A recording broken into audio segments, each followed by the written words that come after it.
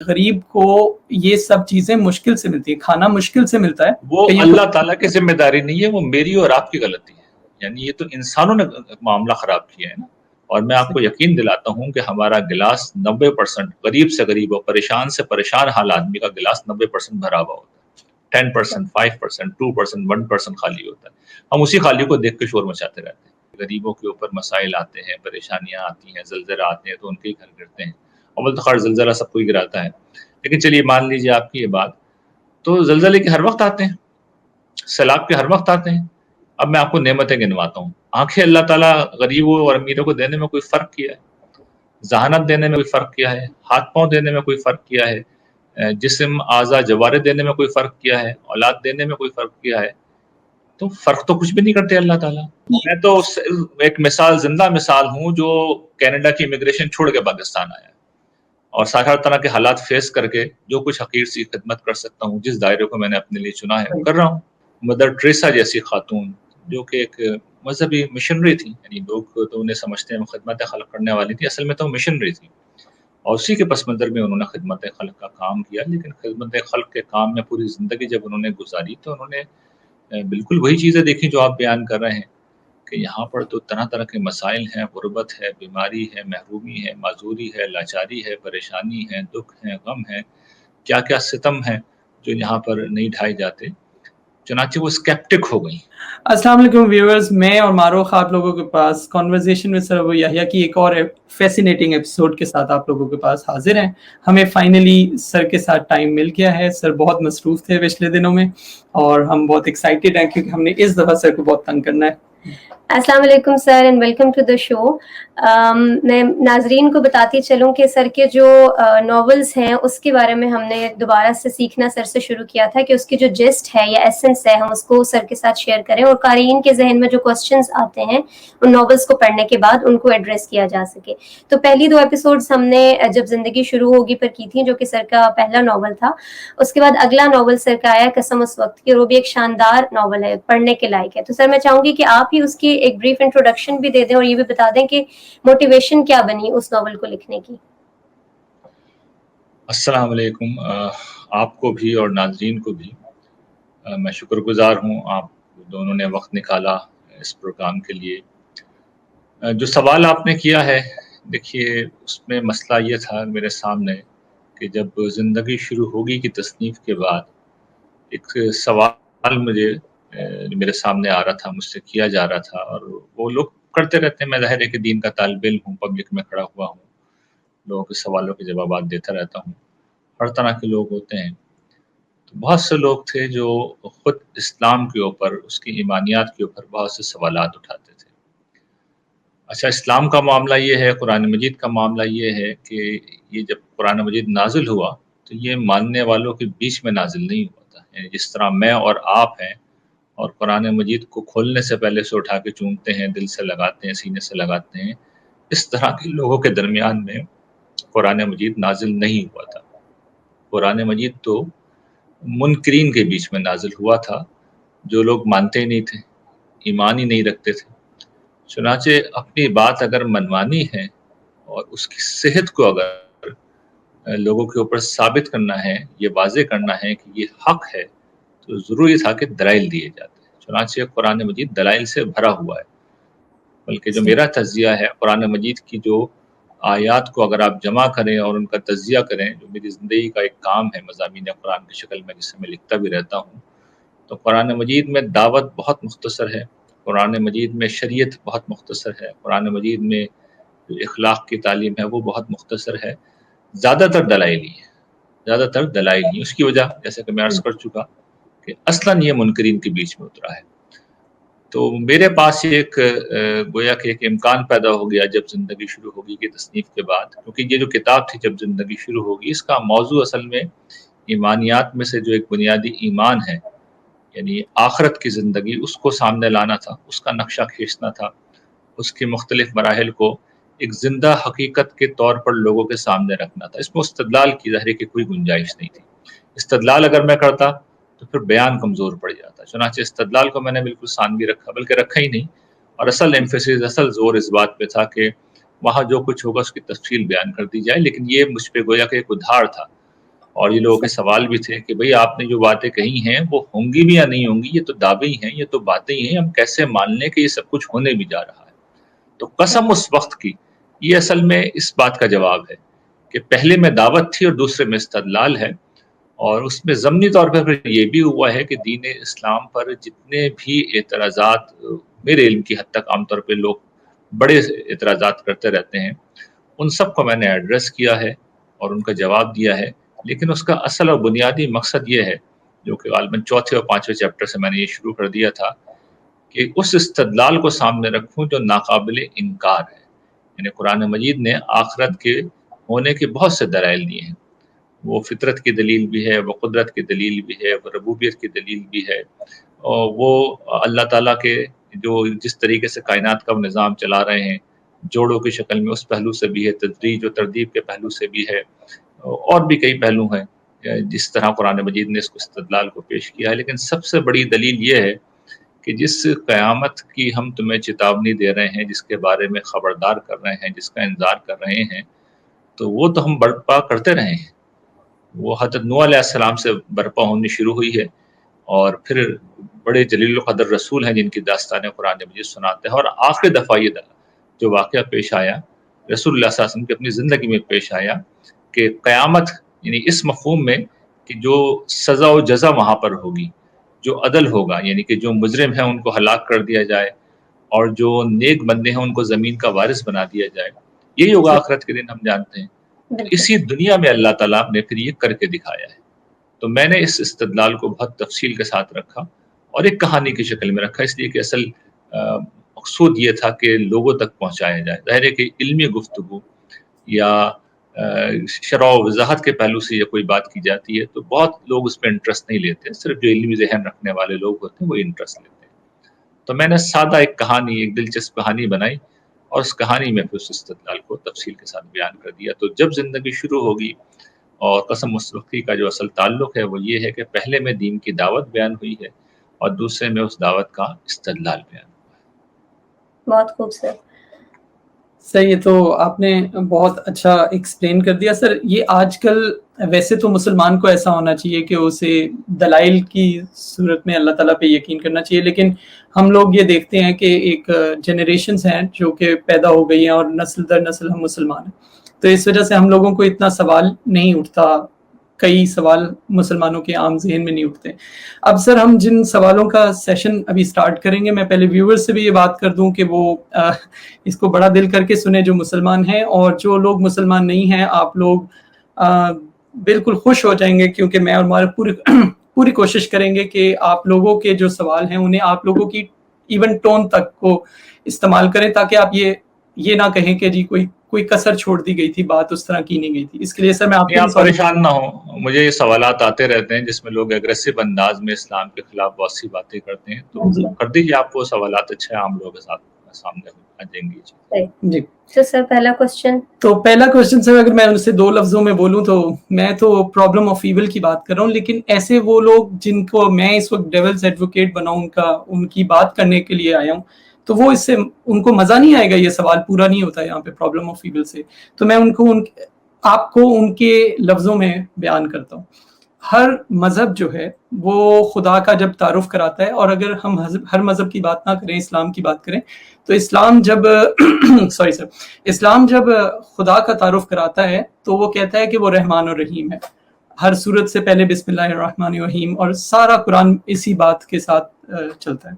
لیکن ہم دیکھتے ہیں، عام انسان یہ دیکھتا ہے کہ دنیا میں اتنی سفرنگ ہے، اتنی پرابلمز ہیں، اور وہ پرابلمز خدائی بنا رہا ہے، اور وہ کون اس دنیا میں لے کے آتا ہے؟ برے لوگ، ہٹلر آیا اس دنیا کے اندر، کوئی بھی آیا تو اللہ تعالیٰ نے اسے اس دنیا میں بھیجا نا، وہ نہ بھیجتا اتنے لوگ، لاکھوں لوگ نہ مرتے۔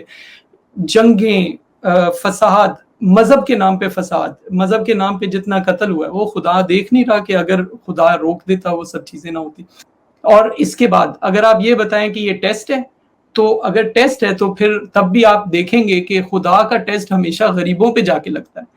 کبھی امیر جو ہے وہ کبھی کسی پرابلم کے اندر، ایون زلزلہ بھی آ جائے تو امیر کا گھر جو ہے وہ مٹی کا تو نہیں ہوتا، وہ تو سیمنٹ کا اور سب کا ہوتا ہے، وہ بچا رہتا ہے۔ غریب ہی ہمیشہ ہٹ ہوتے ہیں۔ امریکہ دیکھ لیں، وہ وہاں پہ जो तूफान आते हैं, मौतें कुछ भी नहीं होती, गरीब मुल्कों में तूफान के कुछ भी हल्का सा हो जाता है, तो ये कैसा खुदा है जो गरीबों के की ऐसी की तैसी फेर देता है और अमीरों का नहीं करता? तो I am so sorry sir, यही है स्टाइल उनका और यही उनका सवाल है।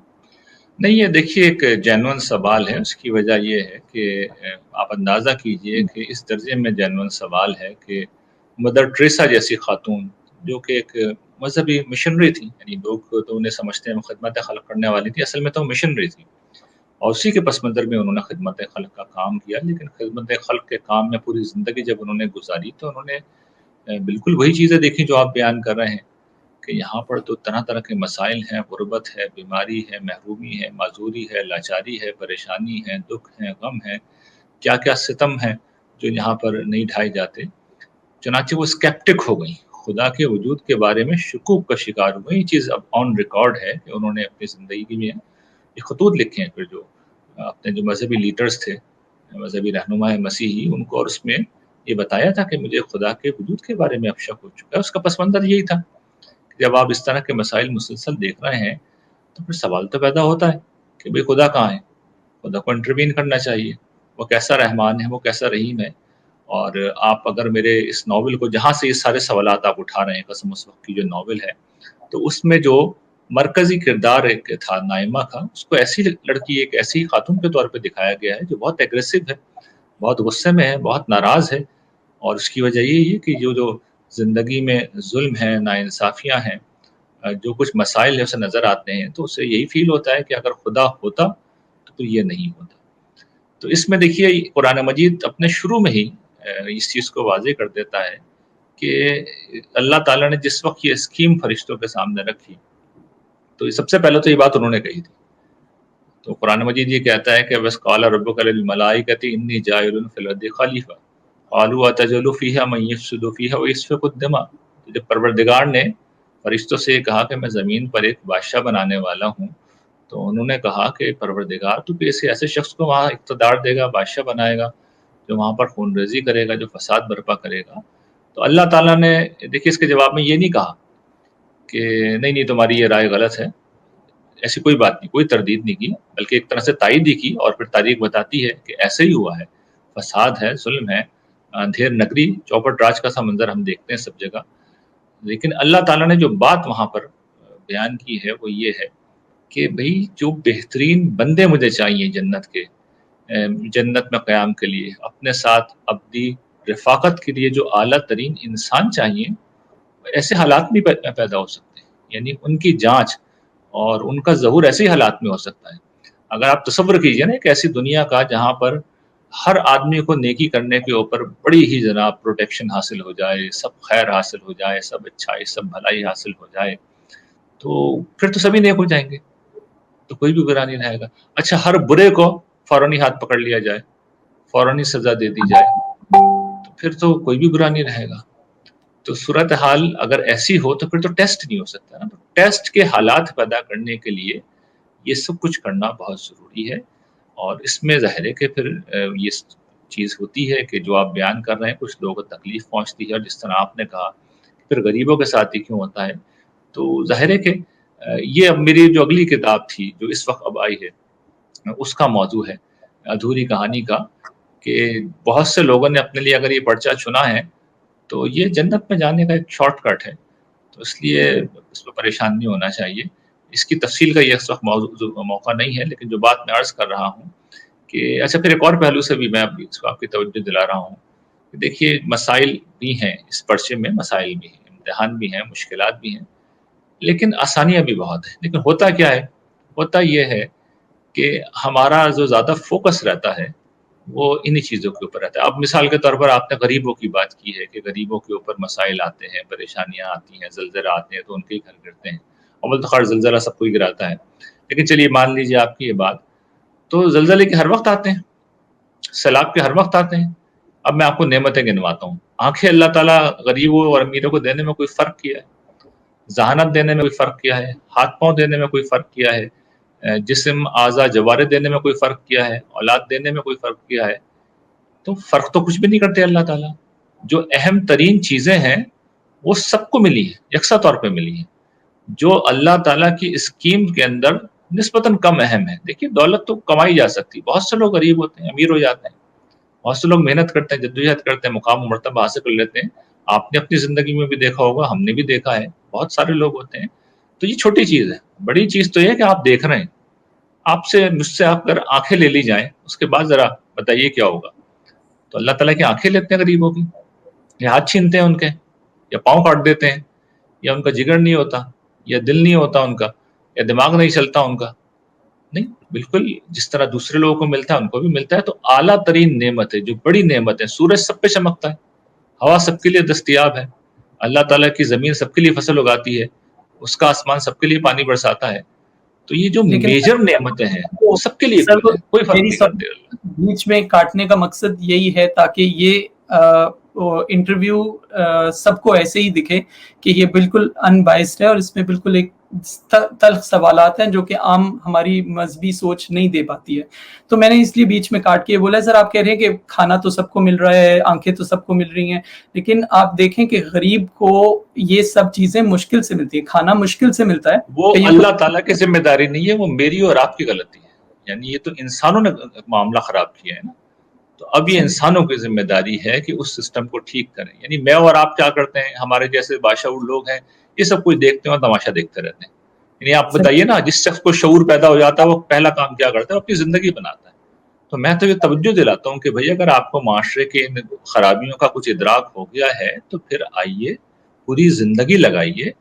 یہ چیزیں جب آپ ٹھیک کرنا چاہتے ہیں تو اس کے لیے زندگی لگانی پڑتی ہے. اس طرح کے لوگ جن کی آپ نمائندگی کر رہے ہیں, کبھی آپ دیکھیے گا وہ فیس بک پہ اوپر, ٹویٹر کے اوپر, سوشل میڈیا پہ بیٹھے ہوئے یا مضامین لکھ کے صرف اعتراضات کر رہے ہوتے ہیں. اعتراض کرنا دنیا کا سب سے آسان کام ہے. بھائی اگر آپ اس کسی مسئلے کو مسئلہ سمجھتے ہیں تو زندگی لگائیے, آپ کو اللہ تعالیٰ کے آپ کنٹریبیوٹ کریں, اور آپ پتہ نہیں کتنے لوگوں کی زندگی آپ ٹھیک کر دیں گے. سر ویسے وہ یہ کنٹریبیوٹ یہ کر رہے ہیں کیونکہ پاکستان تو اکثر کو بھگا دیتا ہے اپنے پاس سے, تو اس طرح کے لوگ یہ سمجھتے ہیں وہ کنٹریبیوٹ یہ کر رہے ہیں کہ وہ جو جانتے ہیں وہ لوگوں کو انلائٹمنٹ دے رہے ہیں. میں تو ایک مثال, زندہ مثال ہوں, جو کینیڈا کی امیگریشن چھوڑ کے پاکستان آیا اور سارا طرح کے حالات فیس کر کے جو کچھ حقیر سی خدمت کر سکتا ہوں, جس دائرے کو میں نے اپنے لیے چنا ہے وہ کر رہا ہوں. اور ضمنی طور پہ جو کچھ اس حوالے سے ہو سکتا ہے دیگر حوالے سے وہ بھی کرنے کی کوشش کرتے ہیں. لیکن ایک چیز کو مقصد زندگی بنایا ہے تو کر رہے ہیں. باتیں کرنا دیکھیے کوئی کنٹریبیوشن نہیں ہوتا, باتیں کرنا کوئی کنٹریبیوشن نہیں ہوتا, اعتراض کرنا کوئی کنٹریبیوشن نہیں ہوتا. یہ تو سمجھے اپنی بس ذہنی عیاشی کا ایک معاملہ ہے. سنجیدہ آدمی, درد مند آدمی تو پھر زندگی لگاتا ہے. اور اس طرح میں نے مثال دی مدر ٹریسا کی, اگر کچھ لوگ زندگی لگا دیں. ہماری عبدالستار ایدی صاحب تھے, دیکھیے نا, ایک آدمی ہے, ایک شخص امپائر بنا دی. میں نے ایک پورا آرٹیکل ان کے اوپر ایک ریکارڈ کیا تھا جب ان کا انتقال ہوا تھا, کہ وہ ایک بہت بڑا رول ماڈل ہے کہ انہوں نے خدمت کا ایک ماڈل ایسا قائم کیا ہے کہ نہ صرف اپنی خدمت امپائر بنائی بلکہ دوسروں کو انسپائریشن دی ہے. اور ان کی دیکھا دیکھی آپ دیکھیے ملک میں کس وقت کتنے زیادہ فلاحی انجمنیں کام کر رہی ہیں اور صحت کے مراکز کام کر رہے ہیں. یہ صرف ایک آدمی کا کنٹریبیوشن ہے. تو لوگ زندگیاں لگائیں نا, وہ تو لگاتے نہیں, باتیں کرتے رہتے ہیں. تو اللہ تعالیٰ پہ کوئی الزام نہیں ہے, وہ پاک ہے, وہ بلند ہے. کوئی غلطی ہے, کوتاہی ہے تو ہماری ہے. باقی جو کچھ امتحان ہے اس میں یقیناً مشکلات بھی ہیں, اس میں آسانیاں بھی ہیں. اور میں آپ کو یقین دلاتا ہوں کہ ہمارا گلاس 90% غریب سے غریب اور پریشان سے پریشان حال آدمی کا گلاس 90% بھرا ہوا ہوتا ہے. 10%, 5%, 2%, 1% خالی ہوتا ہے. ہم اسی خالی کو دیکھ کے شور مچاتے رہتے ہیں. تو ہمیں مثبت انداز فکر دینا چاہیے لوگ. یہ میں بات کا قائل ہوں کہ یہ ایک ٹیسٹ ہے. آپ سر آپ نے سمرائز کر دیا, بہت شکریہ. میں نے معروف کے سوال کا ٹائم لے لیا. جی سر, جیسے بلال نے کہا کہ وہ یہ اس کے بعد معروف آپ کو پروگرام کے بعد بتائے گی اس کا مطلب کیا. اسی لیے میں نے سر فوراً کہا. جی تو سر جیسے وہ کہا جا رہا ہے کہ جو اس طرح کے اعتراضات اٹھاتے ہیں وہ یہ کہہ رہے ہوتے ہیں کہ یہ جو لوگوں کے آنکھوں پہ پٹی بندھی ہوئی ہے مذہب کی, ہم تو وہ کھول رہے ہیں اور ہم انہیں جگا رہے ہیں. اور وہ کہتے ہیں کہ یہ جو خدا کا تصور یا مذہب کا ہے یہ پری ماڈرن ایرا کا ہے, جس میں انسان بس دنیا میں بیٹھ کر یہ سوچتا رہتا تھا ہم یہاں کیوں آئے ہیں, اور وہ کیوں اسے کوئی ترقی نہیں دیتا تھا. پھر یہ سوچنا کہ ہم یہاں کیوں ہیں کسی ترقی کا باعث نہیں بنا. جب انسان نے یہ سوچا کہ یہ سب کچھ کیسے ہو رہا ہے, پھر اس نے لاز بنائے اور ویریفائیبل اور ٹیسٹیبل چیزیں بنائی جس سے اس نے بڑی ترقی کی. تو اب وہ کہتا ہے انسان کہ مجھے خدا کی یا مذہب کی محتاجی نہیں ہے, मैं उनके बगैर भी जिंदा रह सकता हूँ, क्योंकि मुझे हाउ पता चल गया, वाई से निकल कर। नहीं, हाउ पता चलने से क्या हुआ है, इससे क्या फर्क पड़ गया? देखिए, वाई का जवाब तो मजहब वाई का जवाब देने आया है, साइंस हाउ का जवाब देती है। इंसान ने, इसमें कोई शक नहीं कि इस दौर में बड़ी तरक्की की है, लेकिन क्या इससे वाई का सवाल खत्म हो गया है? बल्कि मैं तो ये कहता हूँ कि इंसान की बेबसी का इजहार है। इंसानों ने जो कुछ भी, हम 2000 साल की फलसफे की तारीख को जानते हैं या 3000 साल की फलसफे की तारीख को जानते हैं, तो तारीख ये बताती है कि इंसान जब तक अपनी बुनियाद के ऊपर वाई की खोज करता रहा, उसके हिस्से में सिवाय नाकामी के कुछ भी नहीं आया। उसके बाद इंसान को ये अंदाजा हुआ 16वीं सदी के अंदर, 17वीं सदी के अंदर, कि नहीं भाई, ये गलत डायरेक्शन थी, इस सवाल को मुझे छोड़ देना चाहिए, इसको मैं इग्नोर कर दूं और उसके बाद मैं हाउ के ऊपर फोकस कर दूं, ये देखूं कि कायनात कैसे काम कर रही है। चुनाचे उसके नतीजे में इंसान ने बड़ी तरक्की की है। इंसान ने साइंस में तरक्की, जिसे कहते हैं कि साइंटिफिक आउटलुक वजूद में आया। इंसान ने साइंस में तरक्की की, इंसान ने टेक्नोलॉजी के मैदान के अंदर कदम रखा और दुनिया को बदल कर रख दिया। इसी तरीके से समाजी उलूम में इंसान ने बड़ा काम किया और उसके नतीजे में अपने समाज को, अपनी जिंदगी को बहुत बेहतर बनाया। तो हाउ पे काम करके जिंदगी को यकीनन बेहतर बनाया गया है, लेकिन वाई की जवाब तो नहीं मिल सका ना। अभी भी जो कुछ हो रहा है उसमें ज्यादा से ज्यादा ये होता है कि इंसान ये कोशिश करते हैं कि कायनात किस तरह चल रही है, चीजें किस तरह हो रही है, लेकिन जिस वक्त वो वाई के ऊपर आएगा तो मैं आपको बताता हूँ, मेरी तो जिंदगी इस कामों में गुजरती है ना, वहां पे क्या जुमले होते हैं। ये सब एक खुशकिस्मती से, ये सब एक फॉर्चुनेट चेन है, यहाँ पे हर कड़ी जो होती है उसमें खुशकिस्मती पेश आ रही है। हर जगह पे इत्तेफाक हो रहा है और बड़ा ही खूबसूरत इत्तेफाक हो रहा है। हसीन इत्तेफाकात का एक कंटिन्यूएशन है। हम एक कातिल कायनात में जिंदा है जहां पर फितरत की सारी ताकत, यानी मेरी एक ताबीर है, इस कायनात को मैं कहता हूँ कातिल कायनात है, यहाँ फितरत की हर ताकत जो है इस चीज के ऊपर मामूर है कि जिंदगी को खत्म कर दे। वो सैयारा जमीन पर सारी फितरत की ताकतें आती हैं और एकदम से रुख मोड़ती हैं और उसके बाद वो न्यूट्रलाइज होती हैं और वो उनकी पूरी कोशिश ये होती है कि जिंदगी को प्रोटेक्ट करें, जिंदगी को बढ़ाएं, जिंदगी को सपोर्ट करें। इस वाई का जवाब कोई नहीं देता, एक फॉर्चुनेटली और लकीली और इत्तेफाक से कह के आगे बढ़ जाते हैं। तो ये क्या है? ये हिमाकत है। आप उस सच्चाई को नहीं मानना चाह रहे जो रबूबियत की निशानियां जो अल्लाह ताला ने हमारी जिंदगी का यहाँ पे एहतमाम किया है, उसको हम इग्नोर करके आगे बढ़ना है। तो ये खुदा है जिसने ये सब कुछ किया, मजहब यही बात बताने आता है। तो आप दो अलग अलग सवालात के दो अलग अलग जगह से जवाब लीजिए। मजहब आपको वाई का जवाब देता है, साइंस आपको हाउ का जवाब देती है। तो हाउ का जवाब देते देते आपको वाई का जवाब नहीं मिल जाएगा। वाई के जवाब के लिए तो आपको इधर ही आना पड़ेगा। यहाँ तो आप फिर आप बेवकूफ़ी की बातें करेंगे, यानी पूरा साइंटिफिक आउटलुक आपका सर के बल जाके गिर जाता है और आप फॉर्चुनेटली और लकली जैसे बेवकूफ़ी के अल्फाज कहने लगते हैं। तो ये जाहिर बात है, फॉर्चुनेटली इस दुनिया में कुछ नहीं होता, लकली कुछ नहीं होता, यहाँ हर चीज प्लान है। तो सर, इसमें जब आपने कहा कि हर चीज़ को हम कुरान की नज़र में देखें और कुरान का इस्तिदलाल बहुत बैयन है, उसमें कोई एम्बिग्विटी नहीं है, तो लोग क्वेश्चंस पूछते हैं कि अल्लाह ताला ने उसको इतना टफ क्यों रखा है कि उसमें समझना पड़ेगा कि पीछे क्या बात हो रही थी, मुश्किल टर्म्स हैं जो यूज़ होती हैं। अगर हम अपनी नॉर्मल लाइफ में देखें, आजकल आपको पता है यूट्यूब और सब कुछ इतना ईजिली अवेलेबल है कि आपने कोई रेसिपी सीखनी है या कोई प्रोग्रामिंग लैंग्वेज सीखनी है, हम बस ट्यूटोरियल्स देखें, सीक्वेंस से वो बताते हैं और चीज़ आपके पास तैयार होती है। बेशक वो एक सॉफ्टवेयर है या वो एक केक है, लेकिन कुरान पाक में हमें वो देखना पड़ेगा कि वो किस कॉन्टेक्स्ट में बात कर रहा है, वो टर्म्स क्या यूज हो रही हैं। सूरह बकरा स्टार्ट होते ही बनी इसराइल का जिक्र आ जाता है, तो एक जो नाइव बंदा है उसके लिए तो इतनी टफ बुक हो गई है जिसको अल्लाह ताला ने भेजा है। देखिए, कुरान मजीद की दो सतह हैं। एक सतह तो वो है जिसका आप जिक्र कर रही हैं, वो इल्मी सतह है। उसमें जाहिर है कि फिर आपको ज़बान के बारे में भी बड़ी महारत होनी चाहिए, ख़ासतौर पे जो अरबी ज़बान, जिस तरह की कुरान मजीद की ज़बान है, जो कुरैश की ज़बान थी, उसका एक्सपर्ट होना चाहिए। एक मुहक्किक की सतह है, उसमें फिर आप मुसलमानों की पूरी इल्मी रिवायत का, तफसीरी रिवायत का आपको इल्म होना चाहिए। आपको पिछले सहीफ़ों के ऊपर भी बड़ी गहरी आपकी नज़र होनी चाहिए। तो ये सारी चीज़ें, फिर आपके अंदर बड़ा ज़बरदस्त अदबी ज़ौक़ होना चाहिए। सारी चीज़ें होनी चाहिए और बहुत सी चीज़ें मज़ीद हैं जो आपको होनी चाहिए। फिर आप कहीं जाके कोई मुहक्किकाना सतह पे कोई बात कह सकते हैं या उस सतह पे जाके आप कुरान मजीद का मुताला करेंगे। एक सतह वो है जहाँ पर कुरान मजीद हिदायत की किताब है, नसीहत की किताब है, याद दहानी की किताब है।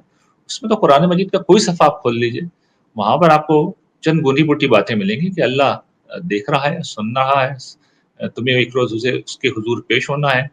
کچھ اچھے کام ہیں جو کرنے ہیں، کچھ برے کام ہیں جن سے رکنا ہے. بس یہ سادہ باتیں کی گئی ہیں، ان کو سمجھنے میں کیا مسئلہ.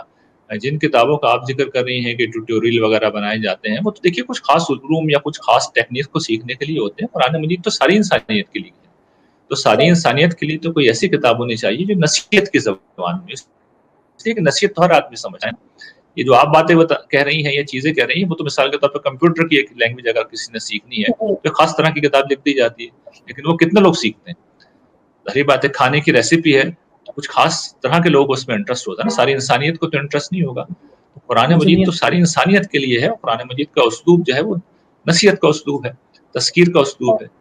تو یہ قرآن ہے. اور پھر بڑی اس میں اگلی چیز یہ کہ وہ کہانی کا اسلوب ہے، اس کا سمجھنا بڑا آسان ہے. حضور کے اوپر جو قرآن نازل ہوا اصل میں حضور کی اور ان کے مخاطبین کی داستان ہے جو قرآن مجید میں بیان ہوئی. یہ بات موٹی سی اگر سمجھ میں آ جائے کہ 1400 سال پہلے حضور اور حضور کے مخاطبین کے درمیان ایک مکالمہ ہوا ہے جو قرآن مجید کے اندر جمع کر دیا گیا. اس کے اندر ہدایت ہے، اس کے اندر نصیحت ہے، اس میں کچھ تاریخ بھی ہے.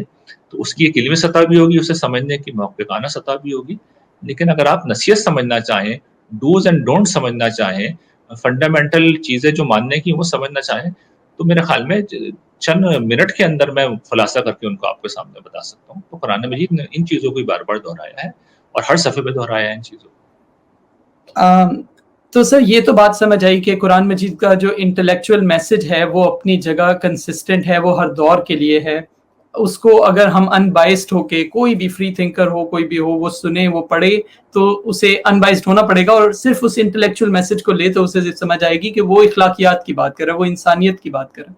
لیکن سر یہاں پہ ایک بہت امپورٹنٹ سوال نظر آتا ہے اور وہ کیا بھی جاتا ہے، اور میں اپنے ویورز سے بھی معذرت کر کے ان کو پھر یاد کراتا ہوں کہ میں ایک سچا مسلمان ہوں، مجھے اللہ پہ یقین ہے، لیکن یہ سوالوں کو کرنے کی میری ٹون بھی اس لیے ان جیسی ہے تاکہ وہ یہ کہہ سکے کہ ہاں ہماری عکاسی کی ہے بلال نے.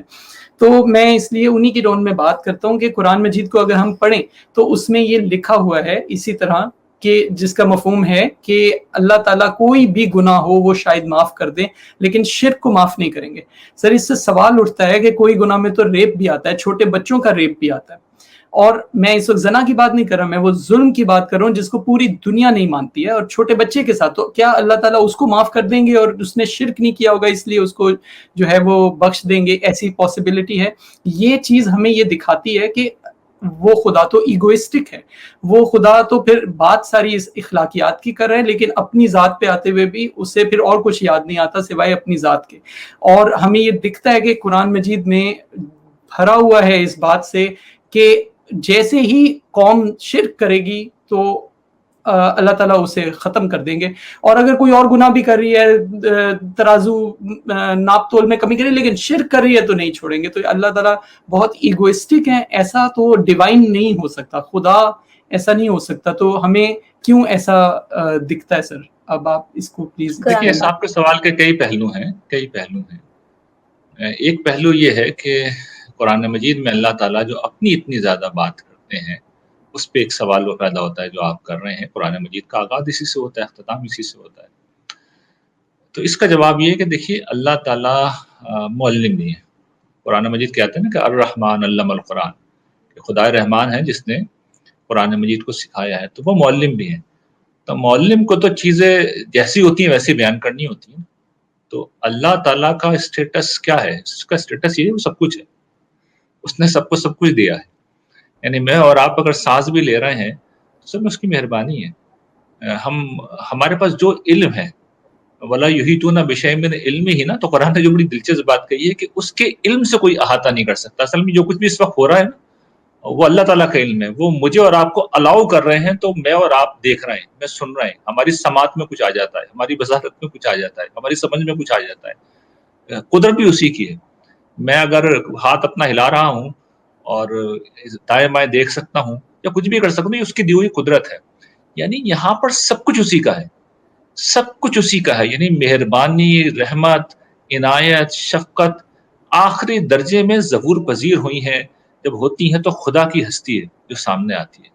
یعنی شفقت، محبت، رحمت، عنایت، یعنی مہربانی کی آخری حد. ایک ایسی ہستی جو دیے چلی جا رہی ہے اور پلٹ کے نہیں پوچھتی، اور پھر وہ فیوچر میں بھی اتنا کچھ دینے کا پروگرام رکھتی ہے.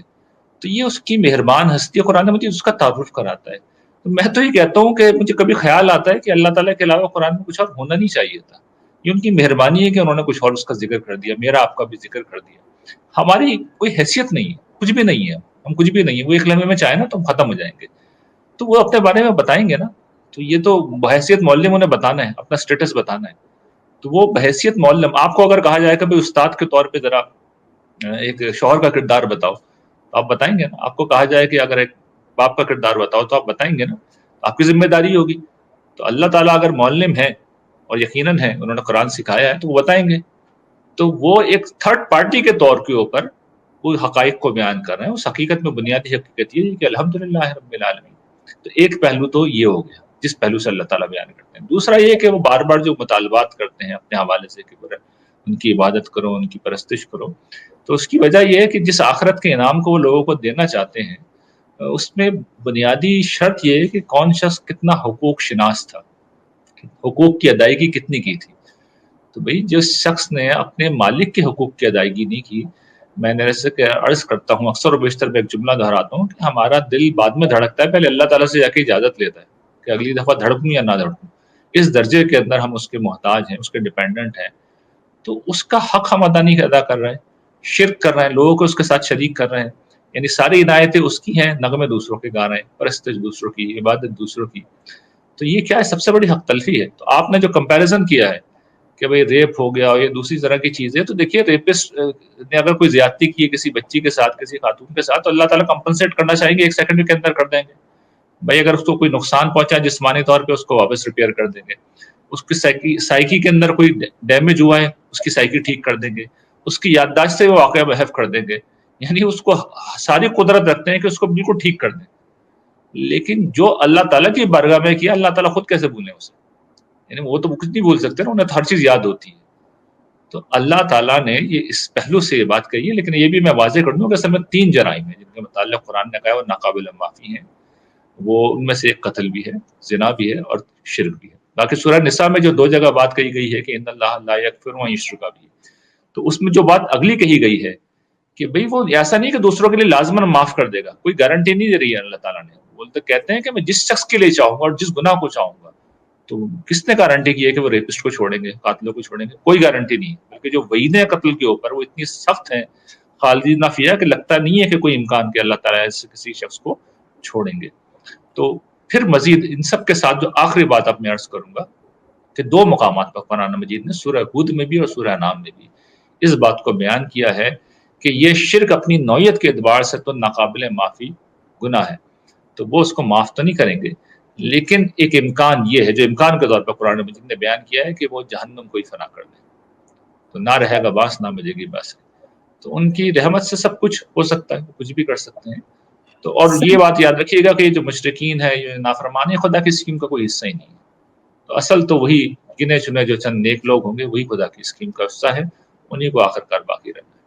سر اس کے اندر یہ بھی ایک حقیقت نہیں ہے کہ جیسے فرعون شرک کر رہا تھا لیکن اللہ تعالیٰ نے اس کے شرک کے اوپر اسے سزا نہیں دی, بلکہ وہ 10 واقعات بھی ہوئے جو اللہ کی نشانیاں تھی. حضرت موسیٰ آئے, ان کے سامنے وہ نشانیاں بھی دکھائی جو اللہ تعالیٰ نے انہیں بھیج دی تھی. اس کے بعد بھی وہ پانی بھی ان کے فرعون کے سامنے اور اس کی قوم کے سامنے کھل گیا, لیکن تب بھی جب وہ یہ سب کرتا رہا آخر کار اس کو سزا ملی. تو اسی طرح قوم لوط کے بارے میں ایک الگ ڈسکشن ہے, لیکن وہ بھی شرک کا ٹاپک نہیں تھا ان کا, بلکہ ان کی ایک پرابلم تھی جس میں رسول وہاں پہ موجود تھے تو وہ ان کی وہ بات نہیں مان رہے تھے. تو اصل میں ہمیشہ شرک مسئلہ نہیں ہوتا اللہ تعالیٰ کا. اللہ تعالیٰ کا مسئلہ بہت بار یہ ہوتا ہے کہ ایک چیز بتائی گئی, اس کے اوپر حجت قائم کی گئی اور اس کے بعد بھی وہ نہیں مانی گئی, تو ہمیشہ شرک نہیں ہوتا, لیکن ہم اسے ایسے ٹرانسلیٹ کرتے ہیں. وہ شرک وہ بات یہ ہے کہ اصل میں جب کوئی قوم پکڑی جاتی ہے تو پکڑی جب جاتی ہے تو اصل میں سرکشی اور کفر کی وجہ سے پکڑی جاتی ہے. رسولوں کی اقوام اس بنیاد پہ پکڑی گئی. شرک تو بہت کر رہے ہوتے ہیں لوگ, لیکن اس دنیا میں اللہ تعالیٰ سب کو نہیں پکڑتے. جہاں رسول آتے ہیں تو وہاں پر پھر کفر کا ارتکاب ہوتا ہے, سرکشی کا ارتکاب ہوتا ہے, تو وہاں پکڑ لیتے ہیں. لیکن شرک کوئی ایسی چیز نہیں ہے کہ اللہ تعالیٰ چھوڑ دیں گے, قیامت کے دن ایک ایک شخص کو پکڑ لیں گے اور اس سے پوچھیں گے, اور پھر مجھ سے اور آپ سے ہی پوچھیں گے بھائی تم نے کیوں نہیں لوگوں تک بات پہنچائی دین کی, جو تمہاری ذمہ داری, تم حق کی شہادت کیوں نہیں دی, حق کا نمونہ کیوں نہیں بنا. تو ہم بھی پھنسیں گے, وہ بھی پھنسیں گے, سبھی ایک ساتھ کھڑے ہوئے ہوں گے. خوش کسی کو نہیں ہونا چاہیے.